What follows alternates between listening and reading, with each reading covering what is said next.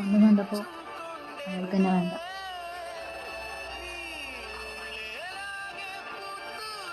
അതാണ് ലൈഫ്.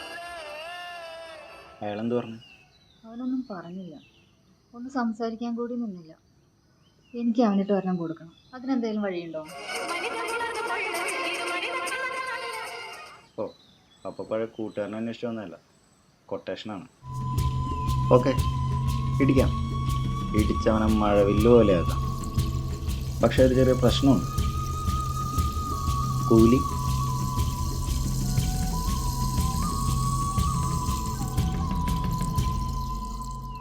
നിനക്ക് എൻ്റെ പിള്ളേരുടെ അച്ഛനാവാൻ പറ്റുമോ?